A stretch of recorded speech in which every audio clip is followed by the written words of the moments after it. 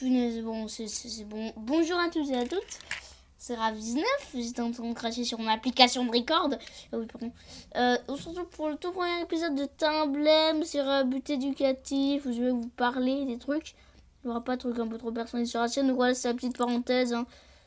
Adapté au format scolaire, bien évidemment, avec ma voix de cruche. Purée, si vous connaissiez ma voix IRL, vous comprendrez que c'est pas comme ça. Donc, c'est Rav19. On va parler du surréalisme. Alors, qu'est-ce que le surréalisme? Le surréalisme, c'est quand tu fais un pas surréaliste. Non, alors, en gros, le surréalisme est une sorte d'art. C'est une sorte d'art pas du tout logique. Surréaliste, c'est pas logique. Tu comprends? Le mot surréalisme, c'est que c'est pas réalisme. Tu connais les négations? Mais voilà, c'est pas réaliste. Hein. C'est donc une œuvre surréaliste, c'est en aucun cas réaliste. On peut voir par exemple cette magnifique œuvre d'art de je sais plus qui, Salvador Dali, je crois, qui est surréaliste. C'est assez bizarre de voir des éléphants avec des trompettes. Hein.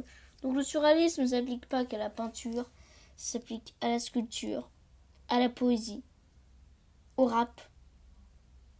Non, ça s'applique pas au rap. À la chanson, je sais pas s'il y a des chanteurs surréalisme, la poésie, au dessin, à la sculpture, à la création d'objets, à tout. Hein, le surréalisme, c'est beaucoup de choses.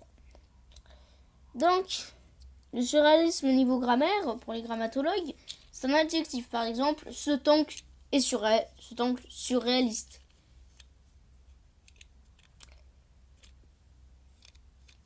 La suite, donc, le surréalisme. On va voir un peu l'histoire maintenant. Donc bref, ici le gars que vous avez, c'est André Breton. Désolé si les images ne suivent pas. Je m'appelle pas Jean-Michel. Hein, je suis les images donc. C'est en 1917 que la toute première œuvre surréalisme de Guillaume Apollinaire a été, la première œuvre surréaliste a été... en gros, la première œuvre à être appelée œuvre surréalisme, c'était en 1970, c'était... Donc le ballet d'Eric Satie, Parade, qui a été nommé ainsi un ballet surréaliste. Donc je vais essayer de vous montrer tout ça, bien évidemment. Donc en fait c'est un ballet en gros. C'est un ballet.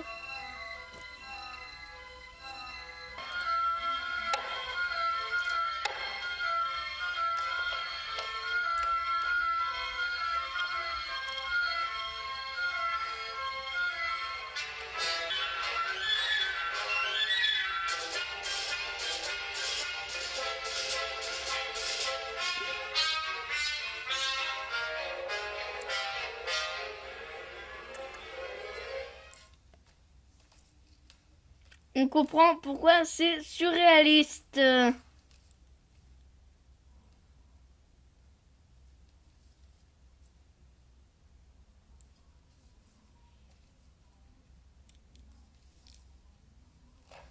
Donc ensuite André Breton et je sais plus qui là et Michel Soupeau voilà ont créé leur premier recueil, Les Champs Magnétiques. Voici un petit extrait. Glace en train. La fenêtre creusée l'eau de serre sur notre cœur. On y voit un immense lac où viennent se poser à midi des libellules mordonnées et odorantes comme des pivoines. Quel est ce grand arbre où les animaux vont se regarder? Il y a des siècles nous lui versons à boire. Son goûter est plus sec que la paille de la cendre. La cendre, il y a des dépôts immenses. On rit aussi, mais il ne faut pas regarder longtemps sans longue vue. Donc, les champs magnétiques ont été rédigés en 1919, soit dit avec le principe de l'écriture automatique, c'est-à-dire que tu écris n'importe quoi. Quoi, vous voulez que je vous fasse un exemple? Nerf, crotte de chien, pipi. Et ensuite vous assemblez tout ça. Donc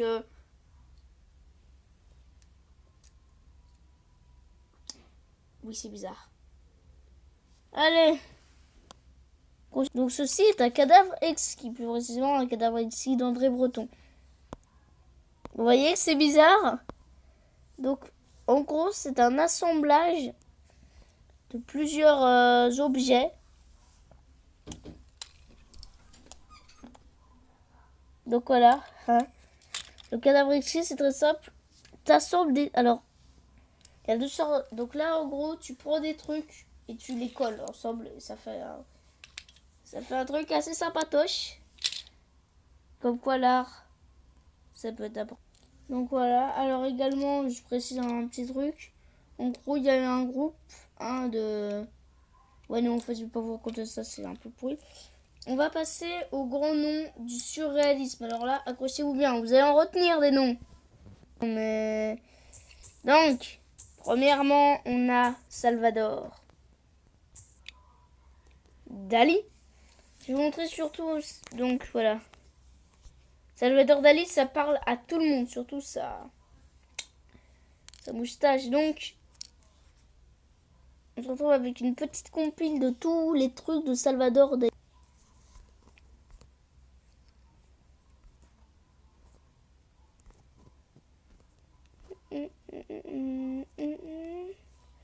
Ouais, c'est quand même du grand art. Hein.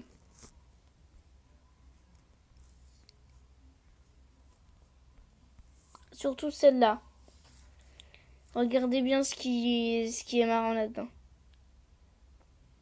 Vous avez trouvé un indice. Regardez en bas. Et oui, les gens.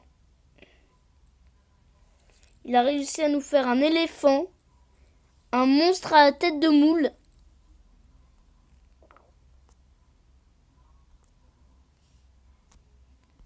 J'espère que ça vous a plu. N'hésitez pas à vous abonner. Voilà. Purée balèze quoi. N'hésitez pas à vous abonner si vous voulez plus de vidéos sur le tas emblème. Et les gars, je vais vous demander votre avis simplement. J'ai une idée. Le surréalisme n'a pas été représenté beaucoup dans la musique. Et encore moins dans le rap. Parce que du rap surréaliste, je sais pas si ça existe. Hein. Donc, n'hésitez pas à me demander, à me dire ce que vous en pensez.